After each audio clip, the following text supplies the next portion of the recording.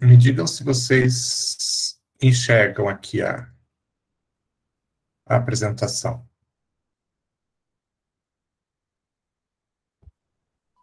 Positivo. Sim. Beleza, então. Boa noite, professor. Boa noite. Ela está aparecendo... Ah, tá, agora tá. Bom, a gente vai falar um pouquinho da classificação, das classificações da pele, para a gente terminar essa parte de pele e passar para os outros anexos que a gente tem que falar. Então, a gente tem várias diferentes classificações de pele. Então, quem trabalha na área, quem vai trabalhar na área de estética, às vezes, utiliza uma classificação, quem vai trabalhar na área de cosmético. Falei que não funcionava o negócio? Então, abre a porta sozinho. Então, a gente vai ter os mais diversos tipos de classificação. Não existe uma classificação só que facilitaria a vida da gente. Até as classificações, elas são diferentes porque elas abordam diferentes fatores. Então, eu vou falar de duas aqui, lembrando que elas não são as únicas, elas são importantes principalmente para a área de produção de cosméticos, porque elas abordam dois fatores que são importantes. Primeiro, é uma classificação que é segundo o fototipo. Ela é conhecida como classificação de Fitzpatrick. E ela divide a pele de acordo com a cor que essa pele toma. Então, a gente vai ter 6 fototipos diferentes, né? Então, iniciando com o fototipo 1, que seria com a pele mais clara que a gente tem, e que tem uma característica importante que vai ser importante para a gente lá na hora da produção de bronzeadores, protetores solares, esse tipo de coisa, ou produtos que adicionem protetores solares no meio. A pele branca do fototipo 1 é aquela que sempre queima, nunca bronzeia, ela nunca vai escurecer. Então, a pessoa é super branca, ela vai para a praia, ela pode ficar lá meses na praia, ela vai sempre estar com a pele avermelhada, queimada, e nunca vai estar com a pele bronzeada, porque a quantidade de melanina que ela produz não é uma quantidade suficiente para... traz uma diferença, claro, mas uma diferença muito pequena. A pele sempre vai estar exposta a queimaduras. Aí a gente tem um fototipo que a gente chama de fototipo 2, que também continua sendo branca. Ela já é um pouquinho mais, menos clara, né, do que essa do fototipo 1. Ela bronzeia muito pouco também. Queima bastante. Não tanto como aquela primeira, mas queima bastante, mas chega a dar um tonzinho, um tom mais bronzeado, diferente da primeira, que acaba tendo um tom, mas é um tom mais puxado para o avermelhado do que para o bronzeado mesmo. A segunda já tem um tomzinho mais escurecido. Desculpe. Tem o fototipo 3, que é a pele branca, que queima algumas vezes, mas bronzeia. Então, é aquela pele que, se a pessoa tiver muito tempo fora da iluminação do sol, né, a pele está bem branca, e se ela não se cuidar, ela vai ter queimadura. Mas se ela for gradativamente se expondo à radiação solar, ela vai bronzear. Um quarto tipo é uma pele mais escura um pouco, que a gente chama de marrom. A gente teria 3 tons de marrom. Marrom, né? Um marrom mais escuro e o negro. O marrom é aquele tom mais olivado que a gente tem muito, que é muito típico dos povos sul-americanos, aquela cor meio puxada para a cor do índio mesmo. Essa raramente queima e bronzeia bastante. Aí a gente tem a pele do fototipo 5, que é a marrom escura, que quase nunca queima, pode queimar numa exposição mais prolongada, assim, mas quase nunca queima. E o fototipo 6, que a pele negra é aquela que nunca queima. Então, já tem uma proteção natural que não permite que a pele se queime. Então, essa classificação, ela é utilizada até hoje, existem outras classificações também, que são ligadas aos fototipos, mas essa de Fitzpatrick é bastante utilizada ainda. Tá? Então, pode ser que, de repente, se vocês forem trabalhar numa indústria cosmética e precisem trabalhar com os fototipos, vocês têm uma outra classificação, uma outra tabela. Mas essa é a mais, digamos assim, mais tradicional que a gente tem, que já há muito tempo ela é utilizada. Então, essa classificação é bastante útil para a gente, principalmente nessa área cosmética, né, ligada às questões de exposição solar e tudo mais. Hoje também tonalidades e tudo mais para produtos para cobrir a pele e essas coisas assim. Existe uma outra classificação. Só esqueci que eu tinha colocado esses aqui só para vocês terem uma noção das diferentes tonalidades que a gente tem. Então, essa tabelinha com fotos aqui, ela vem anexada muitas vezes, quando se utiliza essa classificação de Fitzpatrick, vem essa tabelinha anexada, mostrando bem as diferenças de tonalidade. Está aparecendo, viu, professor? Não tá? Não, só ficou parado naquela foto inicial, só. Vixe! Então, deixa eu tentar colocar aqui de volta. Vamos ver se funciona. Agora mudou. Agora mudou. Gente, está bem esquisito hoje, então. Porque a hora que eu tirei, ele apareceu. Agora sumiu tudo. Vamos lá, vamos ver agora. Tentei colocar para compartilhar. Está aparecendo? Sim. Está aparecendo, então, uma tabelinha do lado esquerdo e as fotos do lado direito? Tá. Tá? Beleza. Na página anterior, no slide anterior, a gente tinha essa mesma tabela, tá? Então, aqui, só para que vocês vejam, daí eu puxei a tabela de novo para colocar as fotos do lado. Ok? Espera aí só um pouquinho que pulou aqui. Tá. Eu vou falar mais de melanina mais tarde, mas quem faz toda essa diferença de pigmentação, vocês já estão cansados de saber, é a melanina. E a melanina, na verdade, ela é responsável não só pela pigmentação da pele, mas pela pigmentação dos nossos pelos, do cabelo também. Então, a gente tem a cor de cabelo que a gente tem, porque a gente tem lá uma associação de melanina que dá aquela cor. A mesma coisa, a cor da pele. Então, só para vocês entenderem direitinho, na verdade, a gente tem a produção de 2 tipos de melanina. Ela não é um tipo único, com uma tonalidade só. Então, a gente tem 2 tipos de melanina que são produzidos. Se a melanina, ela passa por um processo todo de produção, a partir de aminoácidos, que eu vou mostrar também lá na frente, se no final desse processo de produção, de criação da transformação, né, do aminoácido em melanina, essa substância, essa melanina, ela se liga com oxigênio, ela vai dar uma substância que a gente chama de eumelanina. E essa substância, então, ela tem uma cor amarelada. E se essa melanina que está sendo produzida lá no final do processo, ela se liga com enxofre, ela toma uma cor mais escura, um castanho mais escuro.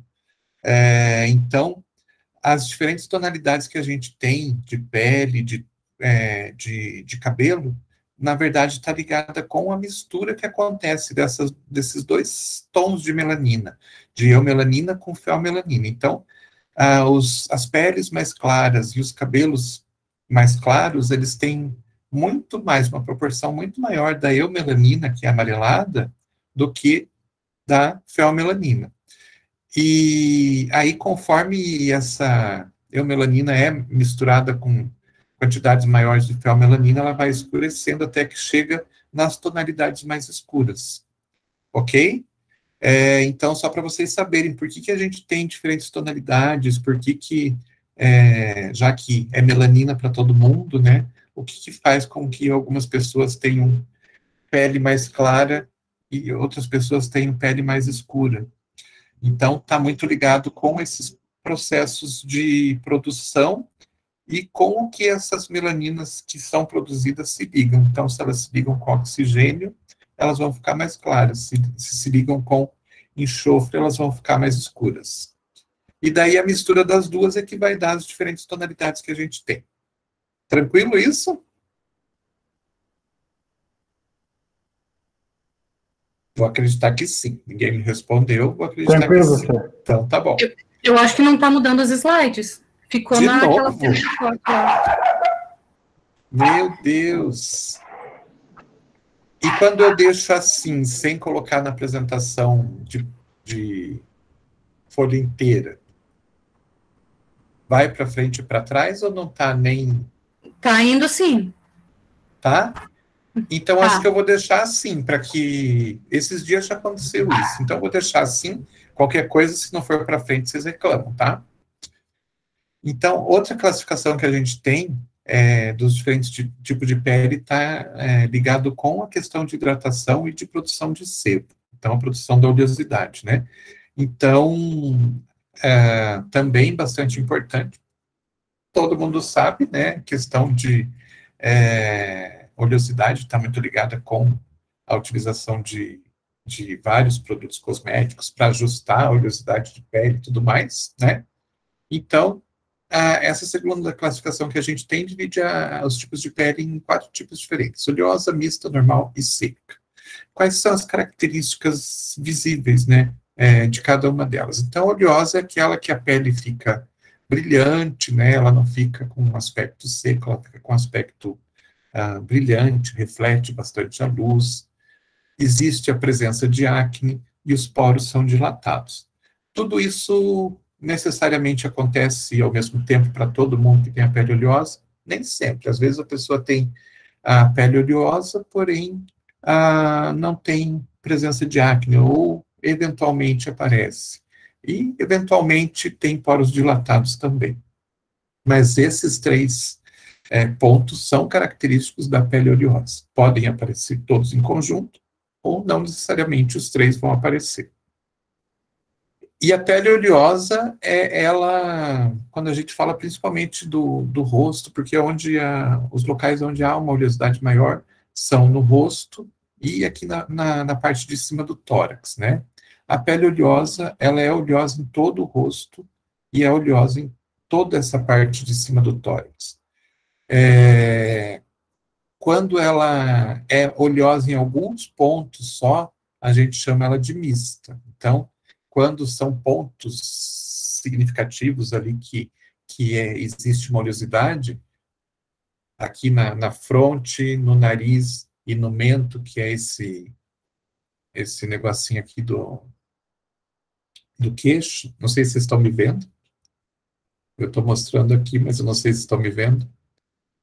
Então, quando existe, né, essa formação em T aqui, a fronte, né, a parte da testa, o nariz e o mento, então forma um T, a gente chama a pele de pele mista. Nas outras regiões, geralmente, a pele, então, tem uma tendência a ser normal. É difícil você encontrar uma pele que seja mista, que tenha oleosidade nessa linha T e que seja seca no resto. Normalmente é oleosa nesses pontos e normal no resto. A pele normal é aquela pele que é uma pele hidratada, ela não é brilhante, né? Ela não tem oleosidade aparente, não tem os poros dilatados, porém, ela é uma pele que você percebe que a pessoa está confortável com ela, diferente da pele seca, que é uma pele que não tem brilho nenhum, porque ela tem um aspecto totalmente ressecado, diferente da hidratada, que a gente consegue perceber que ela tem um aspecto hidratado, não sendo oleoso, né? A pele seca já tem um aspecto mais opaco mesmo, não tem brilho absolutamente nenhum.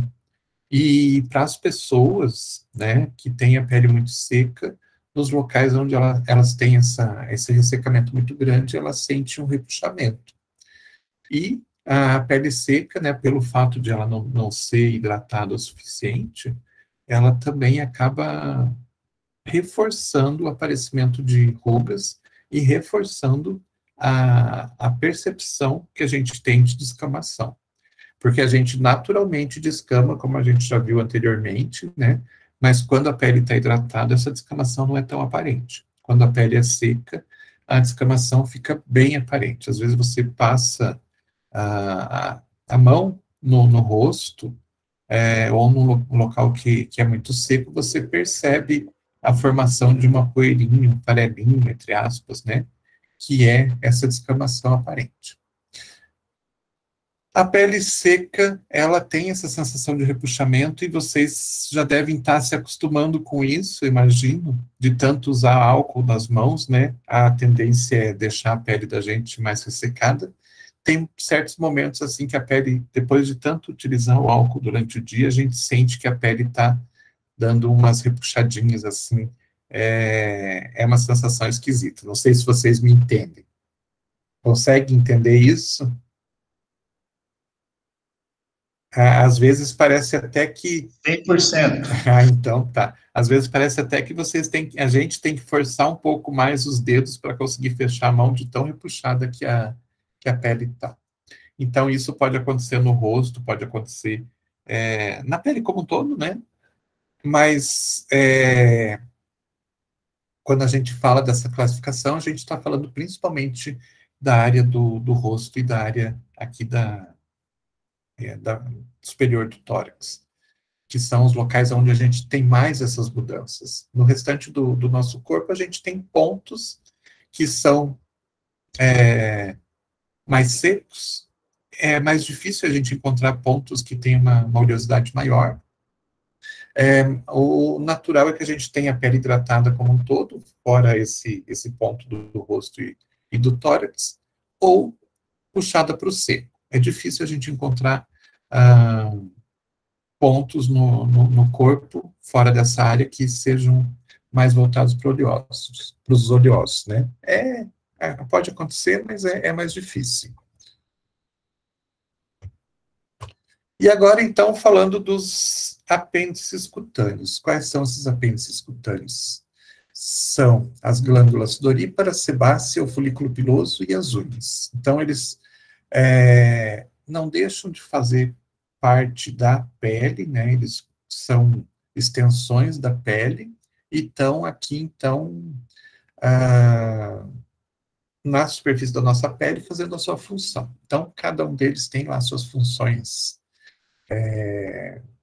específicas, a gente vai ver um pouquinho de cada uma delas. As glândulas sudoríparas, a gente tem dois tipos de glândula sudorípara, é importante que vocês entendam isso. Então, a gente tem as glândulas sudoríparas que a gente chama de apócrinas, que elas estão ligadas ao folículo piloso. Então, como nesse caso aqui, a gente tem uma glândula sudorípara que vai eliminar o suor lá na parte superior do folículo piloso, mas está dentro do folículo ainda. E, em alguns casos, ela joga diretamente para fora, diretamente na superfície da pele. Daí a gente chama elas de écrinas. As apócrinas, aonde que elas estão presentes? Nas axilas, na região anogenital, nas pálpebras. Elas são estimuladas muitas vezes pelos hormônios e são um material que não tem cheiro, tá? Então, esse suor que é jogado para fora por essas glândulas apócrinas, ele não tem cheiro. Mas o que acontece, então, que o suor lá na região das axilas, se a gente não utilizar um desodorante, tem um cheiro forte? Pergunto para vocês sabem me dizer o que acontece? Eu ia perguntar, então eu vou ficar esperando a resposta. Ninguém quer dar uma Uma chutada?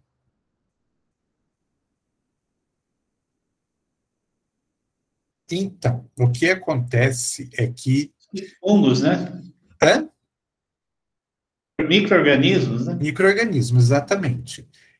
Como eu já comentei, né, a gente já falou várias vezes sobre isso, a gente tem os micro-organismos que se alimentam, né, do que a gente joga para fora, do nosso lixo, vamos dizer assim, né, aquilo que o organismo não quer mais. Então, quando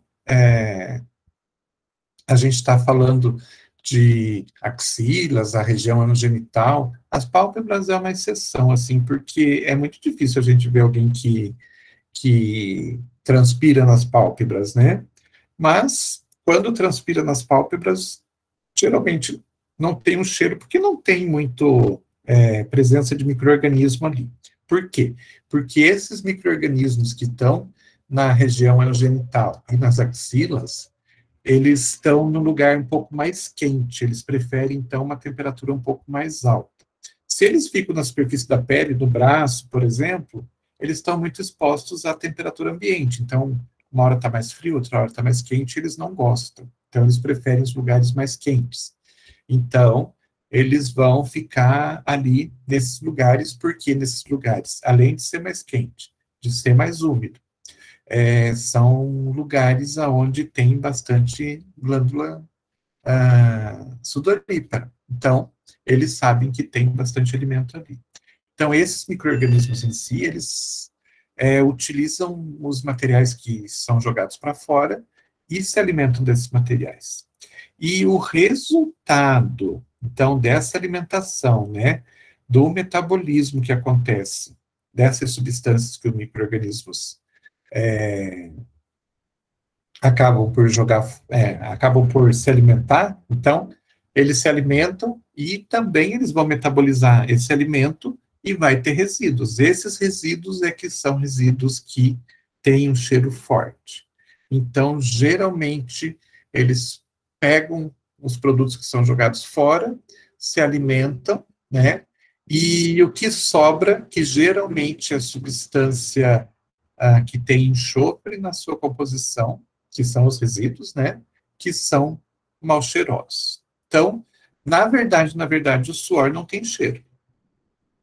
O problema são os micro-organismos que estão ali. Entendem? Então, muitas vezes as pessoas falam, não sei o que, comeu alho, então tá com cheiro mais forte. Com certeza, dentro da composição do alho, tem algumas substâncias que são ricas em enxofre. Só que, enquanto elas estão sendo jogadas fora, esse enxofre não está cheirando. O problema é quando os micro-organismos comem e liberam como resíduo esse enxofre. Daí tem uma quantidade bastante grande e isso vai alterar, né, conforme a concentração, vai alterar a intensidade do odor, ok? Então, esses, né, são os locais onde a gente tem material que pode passar a ser mal cheiroso. As glândulas que a gente chama de écrinas, que são as que jogam o líquido direto para a superfície, elas não têm essa característica porque os micro-organismos que estão ali não fazem esse processo de eliminação de substâncias com odor. Então, a gente tem o micro-organismo ali, o líquido é jogado na superfície, né? Só que também ele geralmente acaba por evaporar mais rápido, então vai sobrar muitas vezes os sais minerais ali, e já não é tanto uma fonte tão grande de alimento para os micro-organismos. Eles vão dar preferências mais por aqueles pedaços de células mortas que estão se desprendendo. Então, já não tem tanto esse problema. Onde que aparece mais essas glândulas que jogam o suor diretamente para a superfície? No corpo inteiro, né? Só que tem lugares que a gente tem uma concentração maior, como as mãos, os pés, a fronte e nas axilas também. A gente vai ter essa segunda possibilidade, ok? Mas quem comanda mesmo nas axilas são as apócrinas. A maior parte delas são essas apócrinas. Então, o que acontece? Mãos e pés, né? Então, pés, muitas vezes, as pessoas acabam tendo um cheiro bastante forte, não é pelo transpirar, mas sim pelo fato de transpirar e o pé ficar fechado, e os micro-organismos que estão ali também acabarem atuando pela questão da umidade, mas não mais pela questão do próprio suor. Então, o cheiro muitas vezes está ligado aos micro-organismos que estão ali, que já não tem a mesma ligação com os micro-organismos que estão lá na região das axilas. E nas mãos também, né? Quando as pessoas têm um problema de sudorese excessiva, muitas vezes a gente percebe nas mãos que as mãos têm uma tendência a ficar mais úmidas. Que mais? Basicamente isso. Daí a gente tem os descontroles, né, na produção, tudo mais, a gente vai ver mais à frente.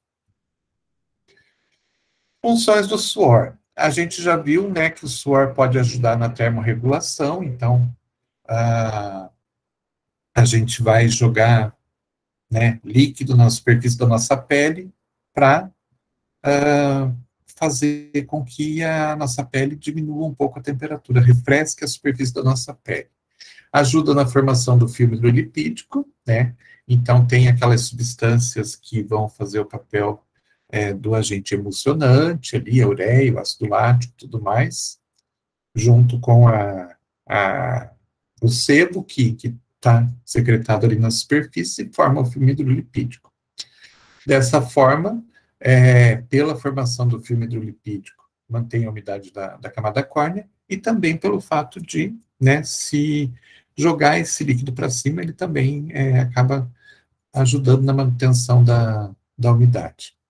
Tem propriedades antissépticas e antifúngicas, porque seu pH é mais ácido, né? Então, vejam só, ali no suor a gente tem o ácido lático, por exemplo. O ácido lático já vai dar um caráter mais ácido pro suor.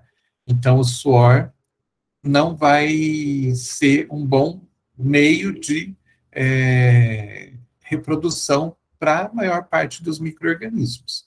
Ele vai favorecer, sim, os micro-organismos resistentes da nossa pele.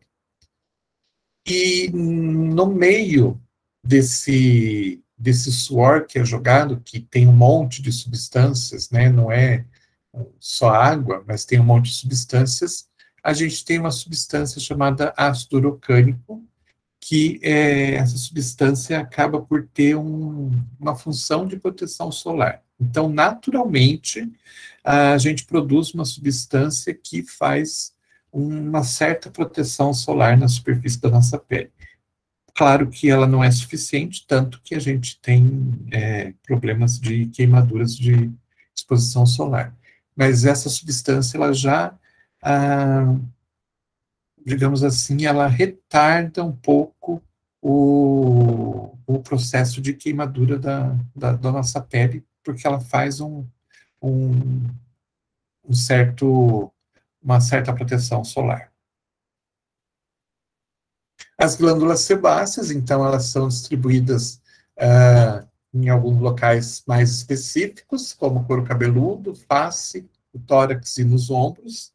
Então, a questão da oleosidade está bastante ligada com isso, né, como a gente viu lá atrás, porque as glândulas elas estão mais distribuídas nesses pontos. Isso não quer dizer que a gente não tenha no resto do corpo, porque se a gente não tivesse, o que iria acontecer? A gente não ia conseguir formar o filme hidrolipídico na pele toda, e a nossa pele iria ficar extremamente ressecada. Eu mostrei para vocês a foto daquele menino com ictiose, né? Cheguei a mostrar, né? que é o caso das pessoas que não têm glândulas sebáceas, daí ela não produz o sebo, sem o sebo não dá para formar o filme hidrolipídico, e as pessoas, então, ficam com a pele totalmente exposta e totalmente ressecada. Eu acho que eu mostrei para vocês, né, um menino que tem a pele com um aspecto bem de escama de peixe. Mostrei? Eu não lembro. Não? Deixa eu pegar aqui, então, procurar um lugar, só para vocês terem uma noção.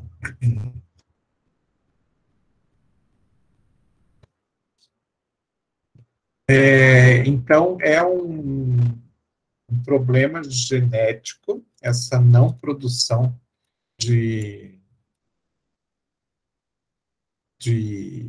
oleosidade na superfície da pele, porque as pessoas não têm a glândula sebácea. Deixa eu achar aqui. Vou colocar aqui para vocês verem. Está aparecendo? Sim. Apareceu? Sim. Então, o que acontece? Esse menino aqui, ele não tem local nenhum glândula sebácea, pelo jeito, né? Que os locais mais comuns de se ter tá aparecendo essas crostas, né? Então, isso indica que ele não tem glândula sebácea, não consegue formar o filme hidrolipídico, e o que acontece? A pele fica exposta, fica ressecada. Ficando ressecada, ela começa a formar esses tipos de escama, uma produção desenfreada também no final das contas, acaba produzindo uma camada córnea muito maior e acaba formando isso. E existe uma forma muito simples de resolver esse problema. Quem me diz o que poderia ser feito para evitar que acontecesse isso?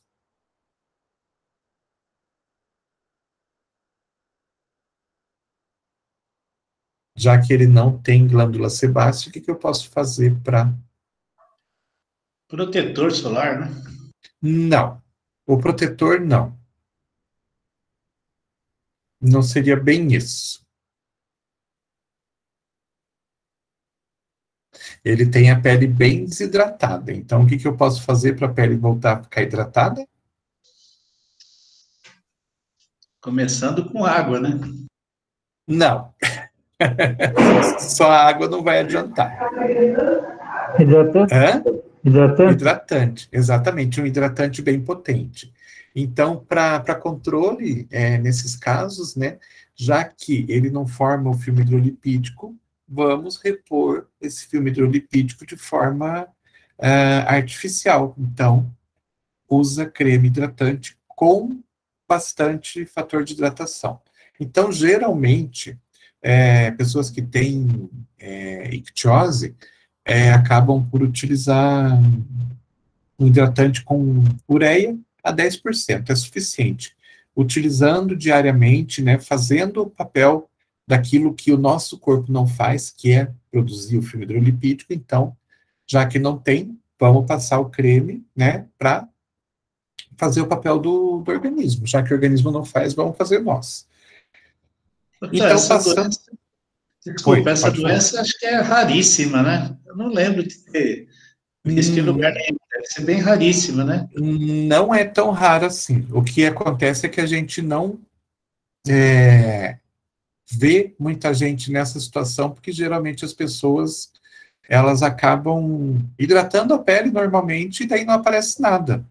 Eu tinha uma época que eu trabalhava numa farmácia de manipulação, eu tinha um cliente que ele tinha. Ele comprava, assim... pior que eu não me lembro, assim, mas ele comprava bastante, ele mandava fazer, tipo, quase que toda semana ele mandava fazer um frasco grande de hidratante, né? E no começo eu não sabia. Aí, como eu, né, toda semana vinha lá para fazer e refazer, não sei o quê, aí eu fiquei curioso e perguntei, né?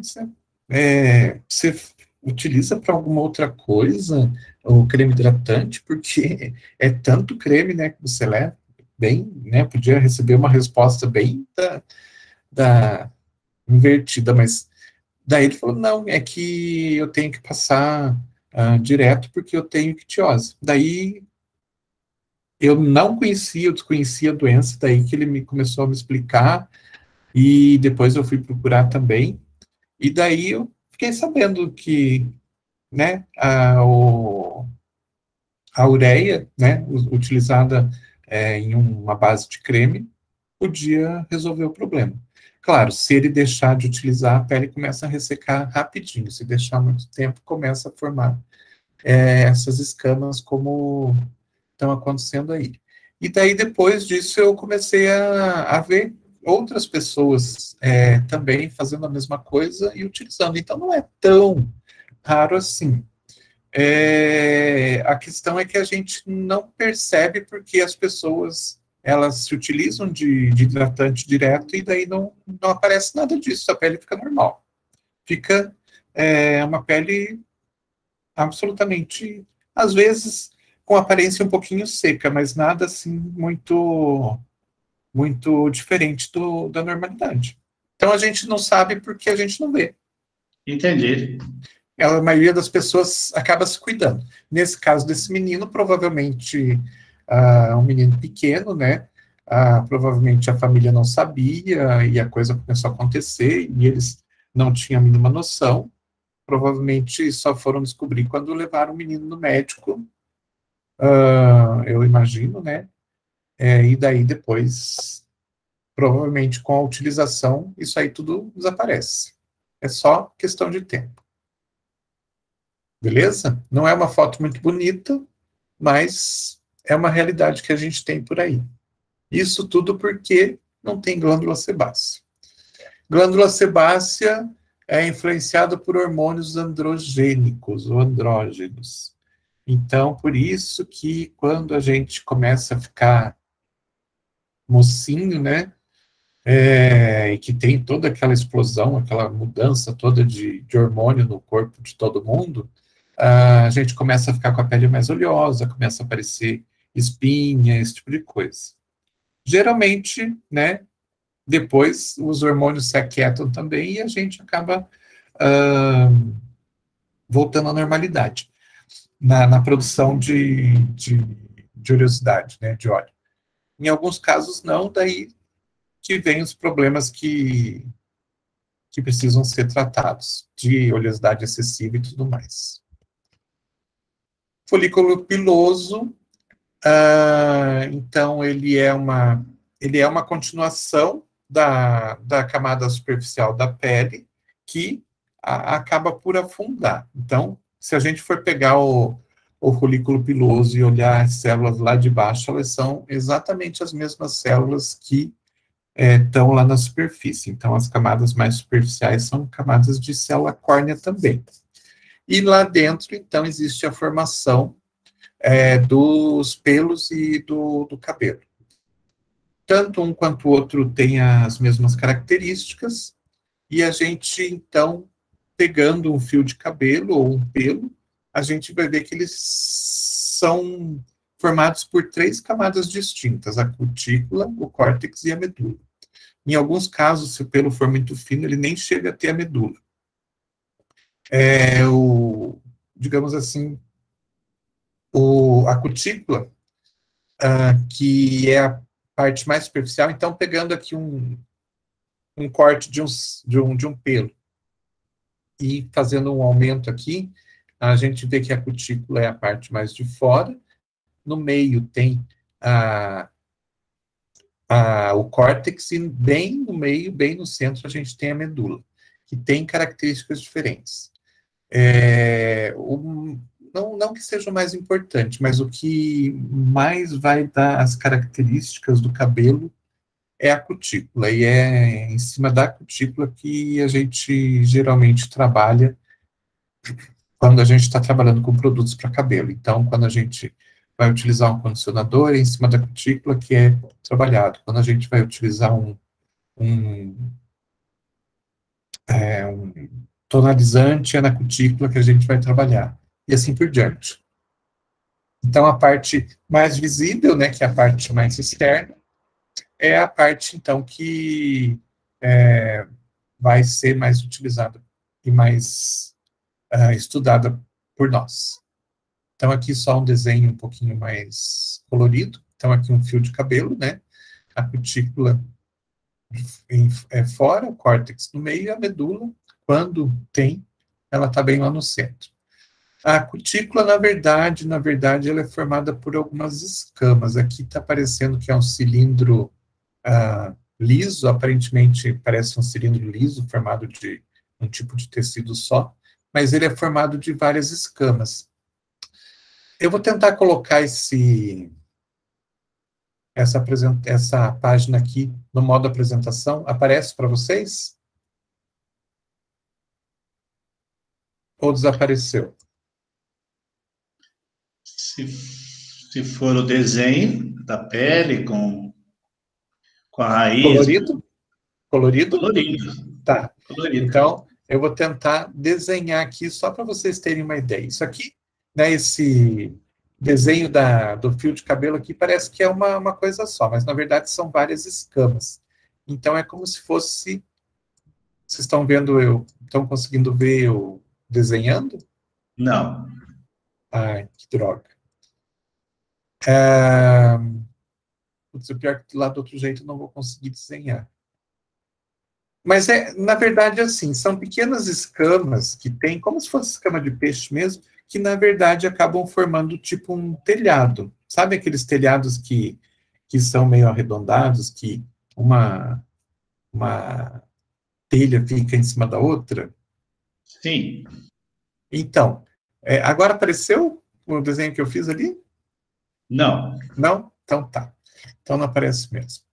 Então, é no formato de de escamas, uma escama em cima da outra, como se fosse um telhadinho. Uma partezinha vermelha que você desenhou? Isso, tá aparecendo ali? Apareceu. Apareceu, então tá. sim. Então, é mais ou menos assim, é cheio de escamas mesmo. E elas não são totalmente grudadas, então uma parte delas fica, como uma telha mesmo, ela fica exposta, e ela pode, então, se levantar. Certo? Deixa eu pensar aqui alguma coisa.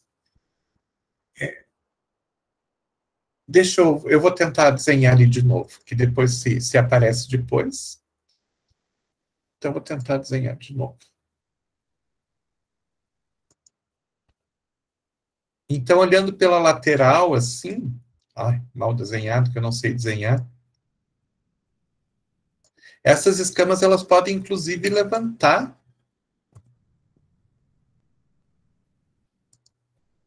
E aí ficar abertas desse jeito. Então, elas não são totalmente grudadas nesse cilindro. Elas têm uma parte delas que é móvel. E essa parte pode até se levantar desse jeito. Então, só para vocês entenderem direitinho, quando a gente utiliza um shampoo ruim, o que acontece?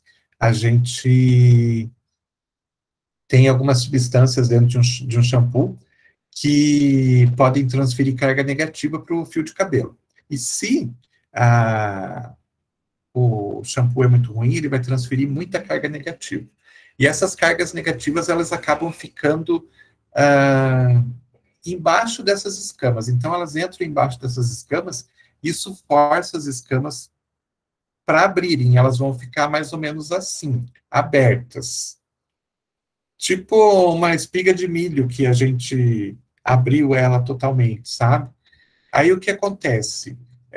Quando elas estão abertas assim, e já não estão fechadinhas como um telhadinho, certinho, elas ficam numa posição que elas não conseguem mais refletir a luz.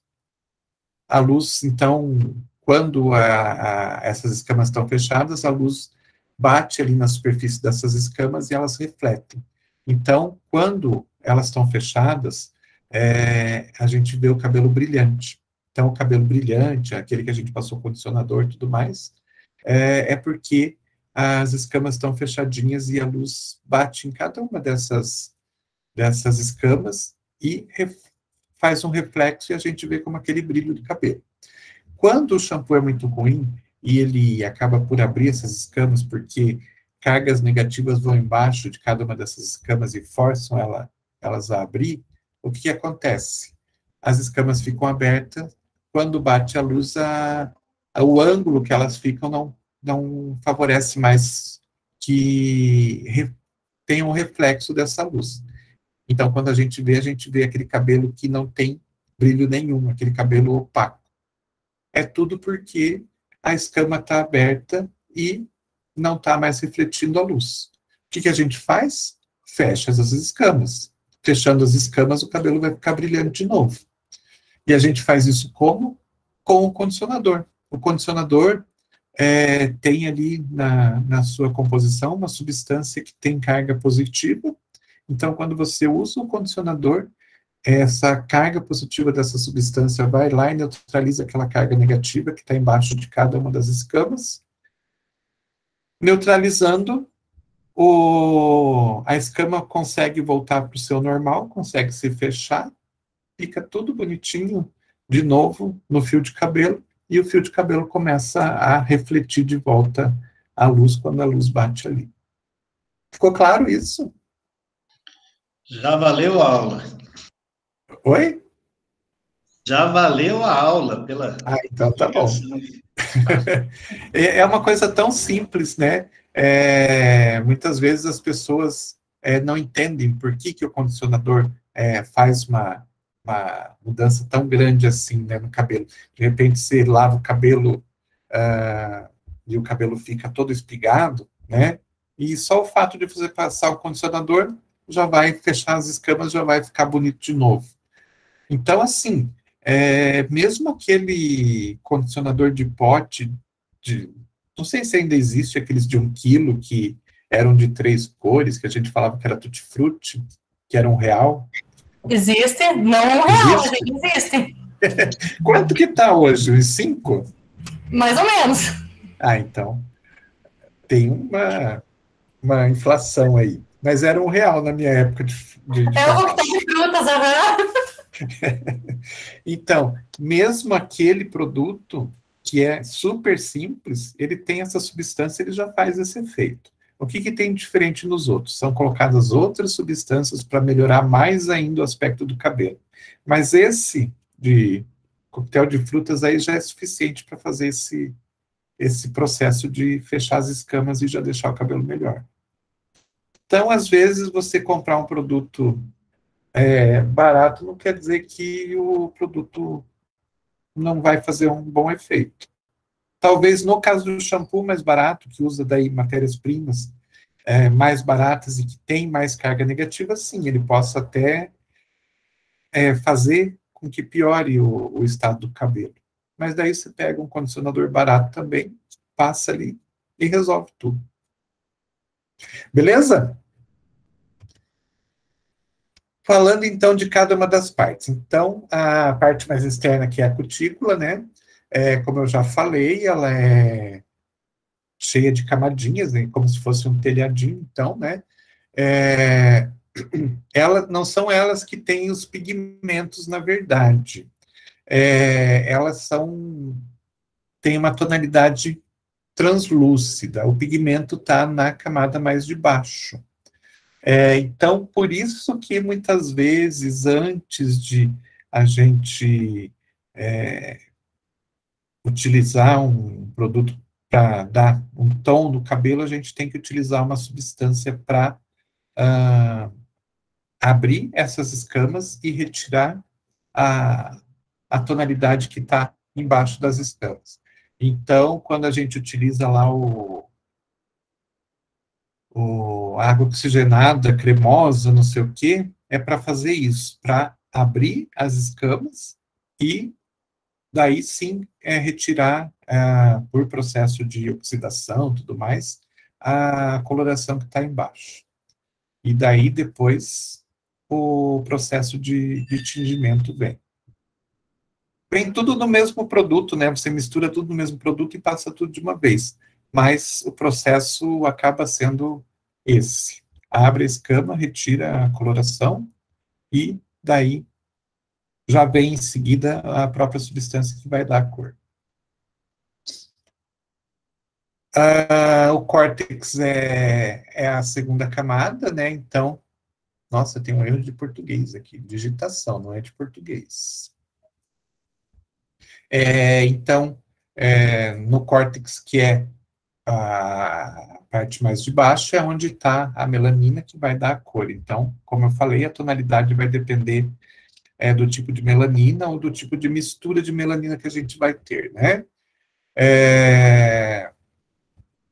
É a parte mais pesada do cabelo, o córtex. As escamas são bem levezinhas, o córtex é a parte mais pesada.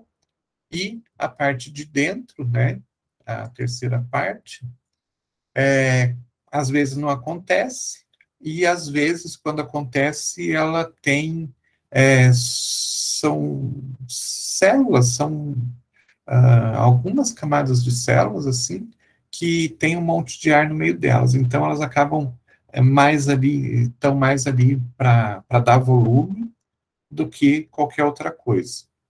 Então, basicamente, o mais importante para a gente, na questão de tintura, está aqui no córtex, né, na questão de coloração, e o mais importante para beleza do cabelo e tudo mais está lá na cutícula, lá fora. Tá?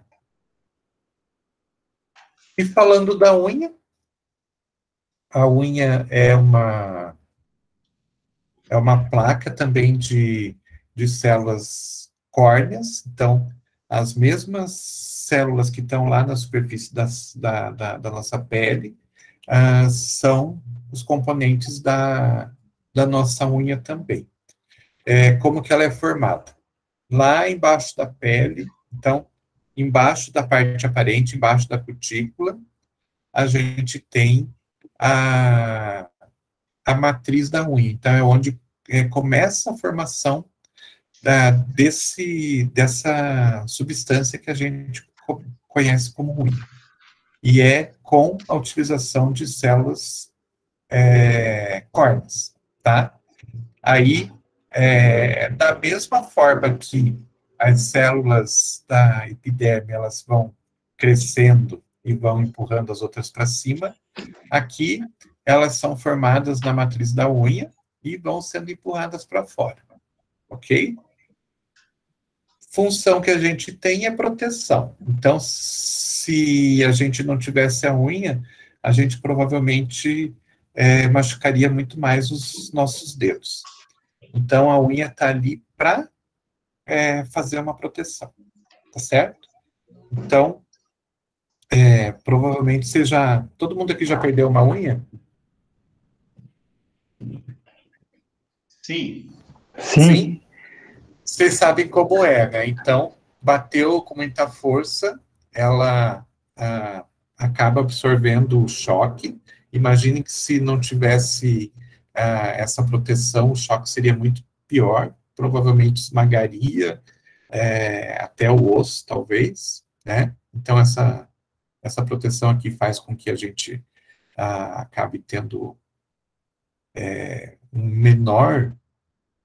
uma quantidade menor de problemas, né? Porque geralmente é muito difícil a gente ter um choque que chegue a esmagar toda a musculatura e tudo, o osso que tem ali e tudo mais.